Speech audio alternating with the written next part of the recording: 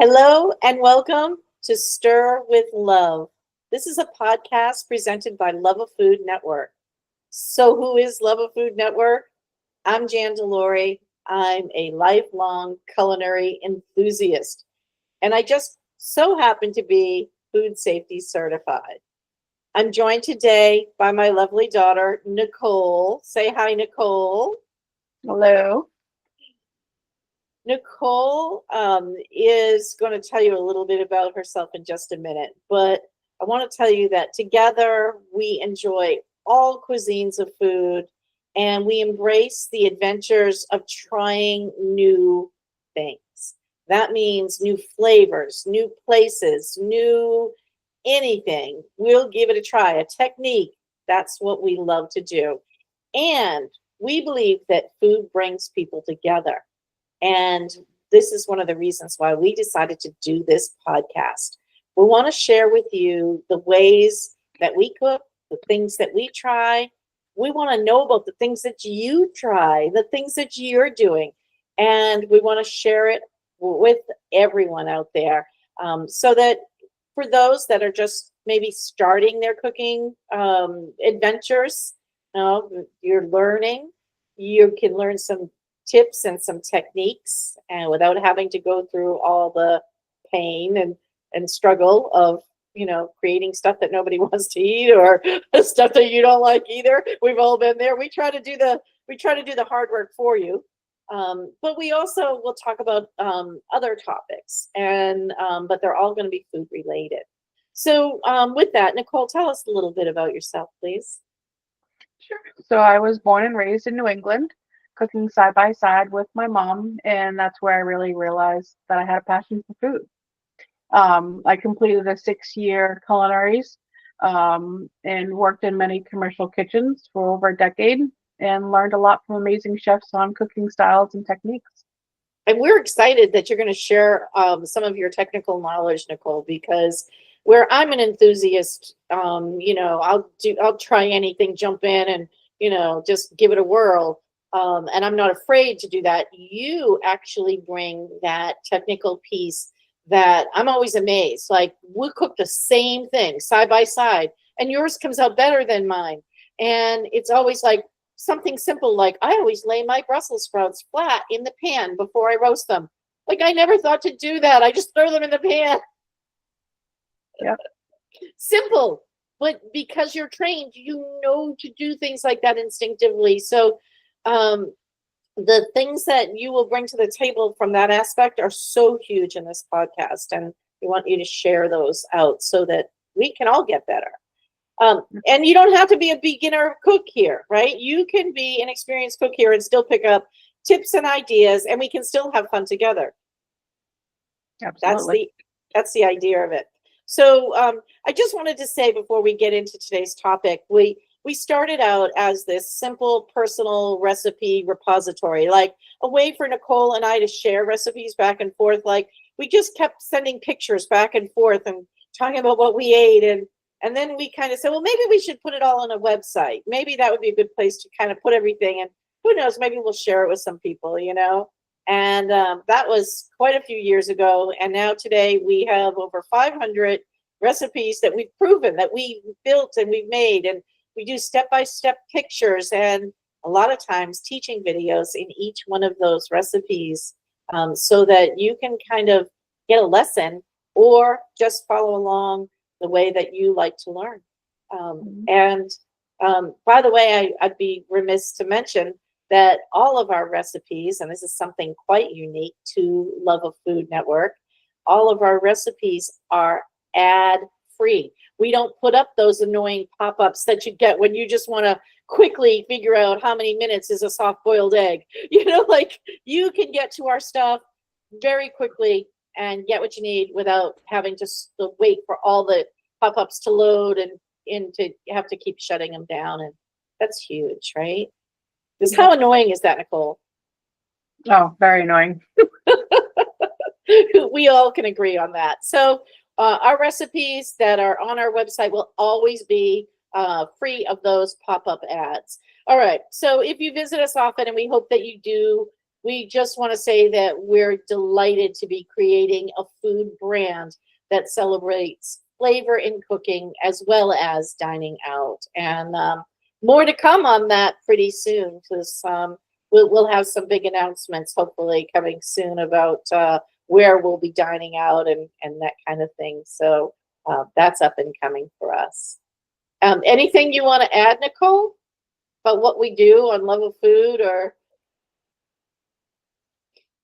Lots of recipes, a lot of different flavors, lots of different techniques, a little bit of something for everybody. yeah, and we always don't agree on like what a technique should be, or and that's kind of part of the fun of this too, is because we, even as we were practicing for our podcast today, we figured out like there's more than one way to cook a turkey, right? There's more than one way to to meal prep for Thanksgiving. There's more than one way. Not any one way is the only way to do something, Right. as long as you keep some basic principles in mind, right? Mhm. Like food safety. We agree on food safety. Food safety. Yeah. Yeah, that's a big one. That's a big one for me. So today, for our first and very first podcast, we thought that this would be a great way to start talking about Thanksgiving. And I've got a fall scene behind me. Nicole's got this beautiful outdoor scene behind her, and we're thinking about like, oh, we could be creating these amazing Thanksgiving meals, and we can help you prepare too. So we're going to start off with talking about preparing for Thanksgiving.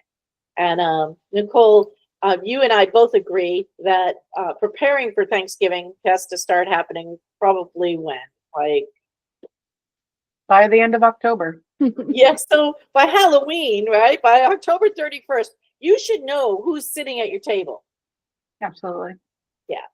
And being realistic about that too, like, and maybe giving people some deadlines of, I have to know who's coming by a certain date. That kind of is helpful too, because everybody starts getting into this drama with their families, right? It's just, and friends too sometimes. So where are you going for Thanksgiving? And you might have 5 or 6 invites, or you might have none. I don't know, like, but you kind of have to get people focused on, are they coming, and figuring out from there what time and all the rest of the other fun stuff. Hmm. Yeah, sometimes you'll have people coming over just for dinner, but they'll leave to have dessert at somebody else's house, or vice versa. You'll have some people that may come later just for dessert and coffee. So you have to account for all that. You do, and there's nothing wrong with that. Sometimes having those open house kind of vibes make it really relaxed for everybody. Or you might be having a very formal sit down situation, and if that's the case, then you've got to handle that in that way too. So one of the things that we were talking about is with new. This is your first time hosting Thanksgiving, right? Like, what are you kind of feeling? That anxiety that people might be going through, and we want to just kind of bring some light to that and say one of the reasons why we decided to do this podcast was to kind of get you over that anxiety that you might be feeling. So we were kind of thinking about this, and we were like, well, what is the average first time person going to be the most concerned with? And really, I'm going to share my screen because you think about this and you go, well, my mom did it for years, my grandmother did it for years. I've never had to do it. I've never had to have all these people over for such a special occasion. And I'm going to just kind of bring up a couple of quick slides, just kind of, let me know when you can see them. Nicole, you see them? I do. You see them? You do. Okay, awesome. Because you might be this girl in the middle or a guy in the middle, and you've always had mom and grandma, or dad and grandpa even. You've always had the elders, right, or the aunties that were there to kind of help you learn, and you picked up more than you probably think you did. You've watched them just instinctively. You kind of already have that basis, and cooking is a lot about instinct. Sure, it's technique, and I'm not going to say that being technically trained isn't important if you want to be a chef.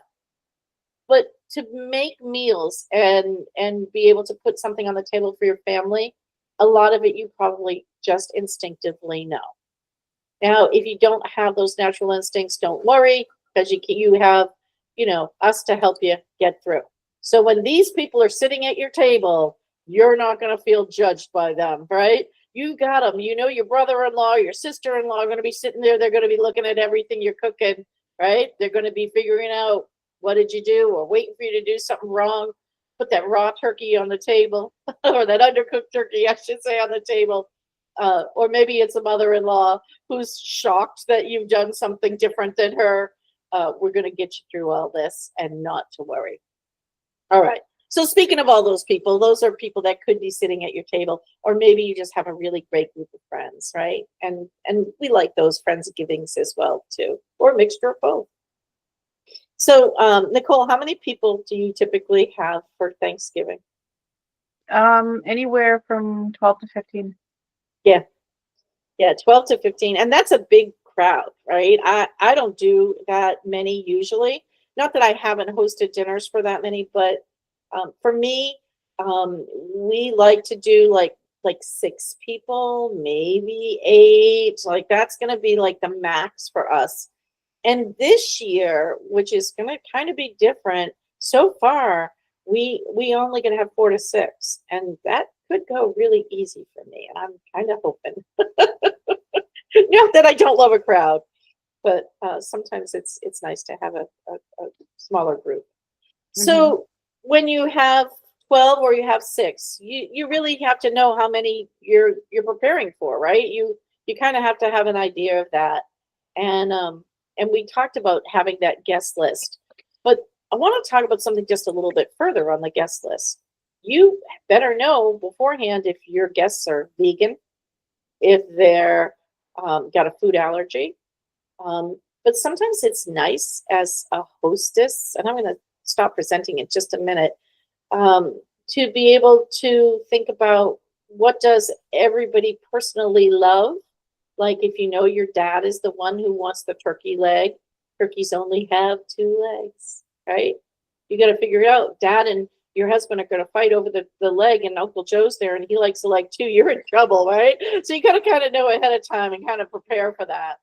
Or if somebody needs, you have an elderly parent that needs and can only have soft foods, thinking about like maybe how you make that sweet potato casserole, right? Should you put the pecans on top? Are you going to risk that and have grandma break a tooth? Like you got to think these things through just a little bit beforehand. We have a friend who's allergic to eggs, and I have to be very careful, like with my desserts. I have to mark the ones that have egg in them and make sure that I prepare some that don't have egg. And it's can be anything. Sensitivities to any kind of spice or any kind of flavor, like cilantro. Nicole, cilantro is a weird one, right? You do know about the gene, right? You either have it or you don't have it. Yes, I love cilantro. I don't know what I would do without it. I love cilantro too. So apparently in our family we don't have the gene. Hmm. But we have a friend, right? Lisa, she's always said it smells terrible to me. It tastes terrible to me. To her, it's repugnant. Like it smells like stinky socks to her. She said, Yeah, or some people say it tastes like soap. So "Yeah, it's like either soap." you either hate it or you love it. Yeah, that's right. So knowing what your guests that what their sensitivities are, that would be an important part of preparing your meal, right?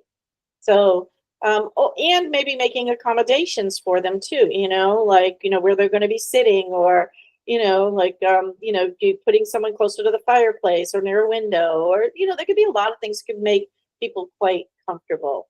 So, I'm going to come back so that you can see us again, and we're going to move on, and we're going to talk about some of the other things when it comes to planning your Thanksgiving, like space, right? So, how many people can you realistically accommodate? And you'd be surprised. So, I'm going to put this out there. Nicole, your house is quite small, right? Hmm. Well, how many square feet do you have approximately? 1,300. 1,300 square feet. Okay. Hmm. So she can accommodate 12 people in 1,300 square feet. That is amazing to me. But you have to have a certain style of dining to be able to do that, right? Tell Yeah. us, how do you set everybody up? Well, we're lucky enough to have an open floor plan. So, our couches get pushed all the way out to the wall, to the window, and we set up banquet tables, almost like in a T-shaped fashion, so that everybody is sitting together in the vicinity of the area. And Nice.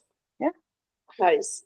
And do you serve probably more banquet style so that people can get up and fill their plates and yeah, everything is served buffet style, in the kitchen. yeah. I, And that makes it easier because then once you have your plate, you can get seated and then you're not in the way of someone else. So, but being able to think those things through, if you're a first time, person hosting Thanksgiving in your home, you got to think about how is the flow going to go when people right. get their food? Can they get to the table? And then like, I'm going to go back and I have some slides. So, I'm going to say, just coming back here for a minute. Let me see if I can share it.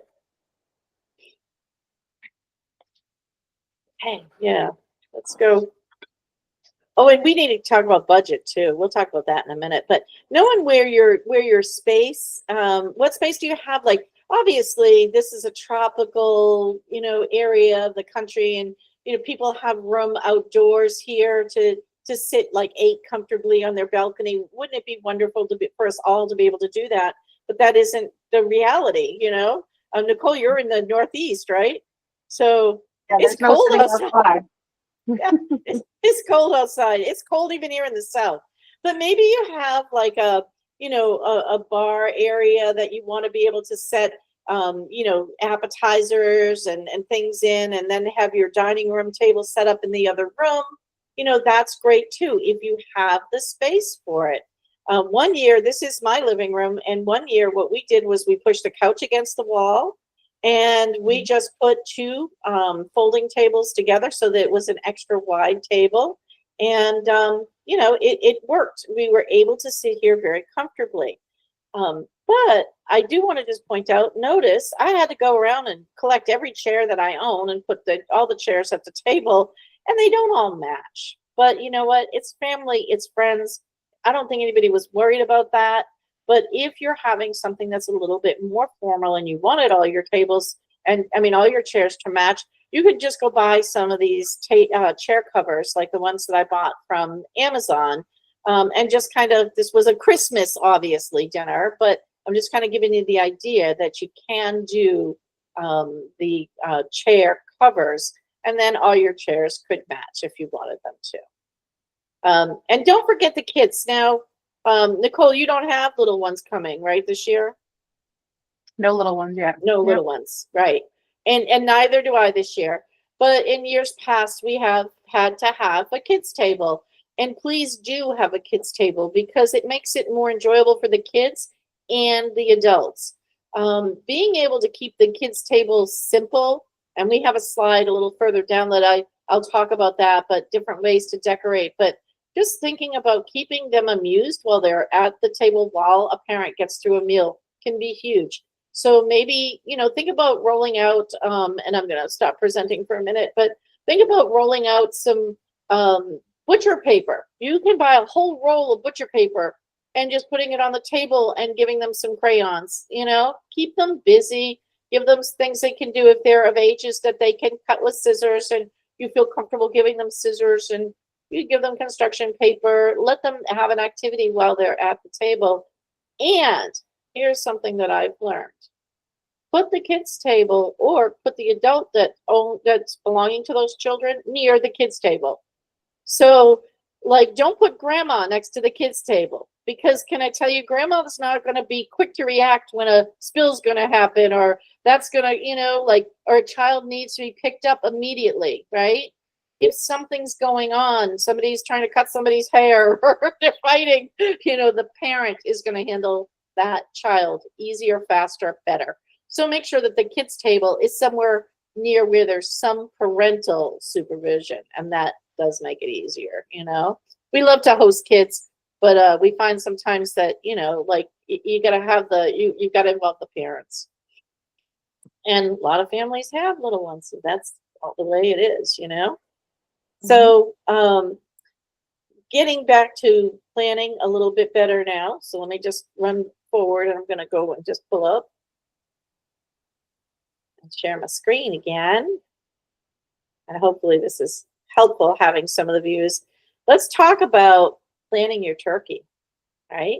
So most people have turkey on Thanksgiving, right? For the most part, that's what we're looking at. And for the most part, most people buy it in the supermarket. So knowing how much turkey to have for your guests, you've got to plan that.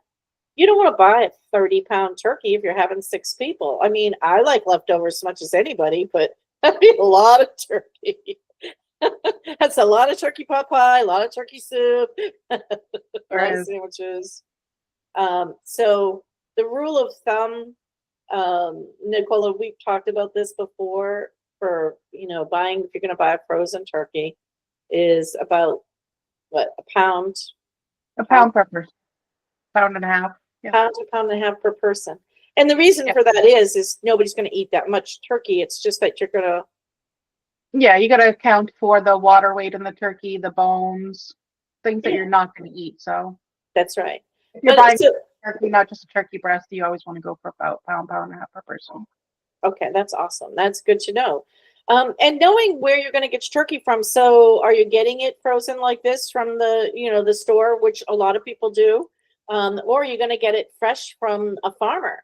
So, there's a lot of different farms that offer fresh turkey this time of the year. This is when they harvest them, and you could be getting maybe a turkey that is organic, all organic turkey.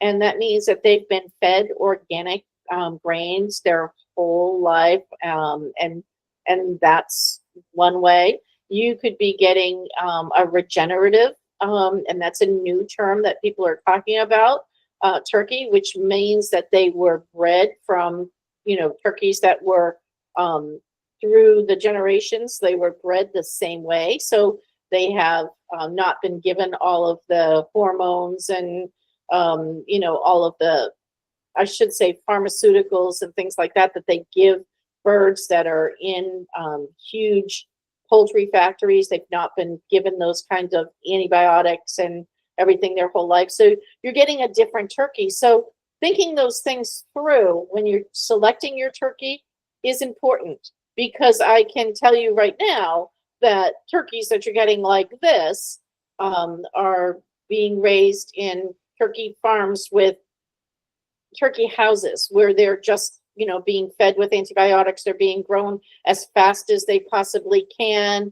They just have a different kind of life versus a farm raised turkey. So knowing what you're doing and why you're doing it is important when And it's making. important that if you're getting a fresh turkey from a farm to, you need to sometimes get on their waiting list, or, book that turkey, you know, before it's even ready. Yes. Very, very rarely, especially up in New England, you can't just call a farm, the week of Thanksgiving and expect to get a fresh turkey. That's 100% correct. Turkey deposits are a big thing here. So we ordered a turkey from a farm this year. We're going to do a regenerative turkey this year, and just to give it a try. But we had to put a deposit down to hold that turkey. And let me explain something. We really didn't talk about budget, but let's talk about budget for a minute, because if you're having Thanksgiving for the first time, budgeting for your entire meal, not just your turkey, but your entire meal, is something you have to take into consideration. So, Nicole, in commercial restaurants, you can talk about this, commercial kitchens, they have a certain amount of leeway for buying food, and they manage and budget their money very carefully, don't they? Absolutely. Yeah, it's all about food cost, right? So when it comes to Thanksgiving, what the retailers are hoping is that we just throw caution to the wind and be like, I'm just going to buy this because it's Thanksgiving and I want my favorite and I want my guests to have their favorite. it can get out of hand really quickly. I mean, if you start thinking like, oh, I want to serve French champagne, to each one of my guests when they arrive, that can be wonderful if you can afford it. But you might want to think about like, well, is that really realistic? What can you give everybody that everybody would be happy with? Maybe an Italian prosecco might be better. I don't know, The turkey, the difference between buying a store-bought turkey, right, at maybe $1.99 a pound, or sometimes you can get those specials where they're as low as 39 cents a pound. Between buying that and buying a farm raised is price wise complete opposite. So a farm raised turkey is going to cost you a lot of money. That farmer has put a lot of care into making sure that those turkeys were grown a specific way, whether you're going organic, you're going regenerative, you're going just, typical, farm raised. There's a lot of cost that goes into that they have to pass that cost on to somebody. And I could imagine that you could pay upwards over $100 for a turkey easily. And I know we will be this year, versus having a store-bought turkey that's $15 or $30, right? Well, the difference is right, same thing. So you have your different grades of turkey. So you have your frozen turkey, which is going to be the cheapest per pound. Then you have your fresh store-bought turkey, which is going to be, about double, maybe even 1.5 times the amount of the fresh turkey. But then when you're talking about farm-raised turkey or regenerative turkey, you can do about at least 5 times what it costs for a frozen turkey. Correct. Now, so why would people do it? I'm going to tell you why we're going to try it this year, right? So for me, this is kind of a test, and I will try anything, right? I will try anything once and see if this is really worth the money. I thought a turkey was a great place to start with this. And what I was told, and we're doing the regenerative, is that when you have, and you're eating food from a more, from a source that's closer to nature, which is the regenerative turkey, because it's not bred, for just for food. It's bred to have the real turkey life, it's bred from turkeys that have had that same turkey life and so forth, so on. And therefore it keeps passing through. It is a different quality of meat. And what does that mean? Does it mean it's going to taste better? It means that you get full because it has more protein in it. The protein is completely different. You get full easier. So when you eat 2 slices of turkey, you're kind of full versus going back for seconds and thirds and getting that 4th and 5th slice of turkey that never seems to fill you up.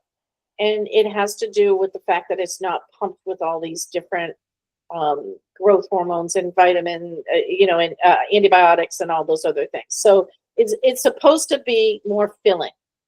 We're going to try. Who knows? I am told that, the rule of thumb when you're eating steak or meat is you should never eat a piece of steak that's bigger than your hand. And you go to any steak restaurant in the United States and you're going to be served a steak, right? A big steak. It's not the size of your hand, unless it's a little fillet and then it's like this thick, right? But it's a bigger piece of meat. And the reason they have to do that is you wouldn't be full if they gave you the size of your hand. And what I'm told by these farmers about this turkey and about all of their meat is that you could eat just a smaller portion, therefore feel fuller and be fuller and not overeat. So it's kind of this balance, it was interesting to me. So I don't know. I've talked long enough about that. Our topic is Thanksgiving, so I'm going to get back on our topic, but I'll let you know how it all turns out. You're all going to be there with me because I'm going to be videoing and we'll talk about it. Yeah, I'm interested to see how you like it. Yeah. Okay, so let's talk about different ways. Where are we time-wise now? I want to make sure that we don't go way over, but there's a lot of different ways you can cook your turkey. Maybe this would be a good place to cut this podcast and go into our second. I mean, what do you think, Nicole? Yeah. All right, so let's do that. What we're going to do is we're going to end this podcast at planning. Is there anything I forgot about in planning that you can think about? No, I think we're good. All right. So I want to make everybody feel a little bit better about the fact that we said you really should have your guest list and all of that done in your planning and how you're going to cook your turkey and getting all of that done so early. If you are somebody who's just tuning in and just watching our podcast now, and it's a week before Thanksgiving, don't worry. We'll get you there. We'll get you there. You need to get on our website, start watching some of our videos. We'll get you there. No problem at all. But next year, just know that you got to start earlier. I don't want to make anybody panicky. Like, it's too late for me. I can't do it. I had a Thanksgiving where I wasn't planning on hosting Thanksgiving, and I had 3 days before I found out that I was hosting Thanksgiving. So it can be done. It can be done. It's just more stressful, right? Of course. Of course. Yeah. We're trying to get you out ahead of that stress. All right. So what we're going to talk about next in our next episode is going to be the turkey itself, preparing the turkey, all the different ways that and the choices that you have beyond just purchasing your turkey, and then we'll talk a little bit more about in depth about some of the sides and the other things, because it's not always just about the turkey. And Nicole's going to let you in on a secret a little bit later on that she's doing this year. So anyway, we're going to end here. We want to thank you for watching our first podcast. This is our first ever podcast, by the way. How was it? Not too bad, right? We're happy. We're happy we got through the first one. All right. And we'll see you if you want, just make sure that you're subscribed to our channel. Make sure that you've got the alert bell on so you know when we have new content. We have about 500 videos as well up in YouTube as well as podcasts. So feel free to follow us. Again, we want to thank you so much for watching To Stir with Love, and follow us at Love of Food Network. And if you want the website, which we've talked about, it's loveoffood.net for Love of Food Network, loveoffood.net. All right. Thanks, and we'll see you soon.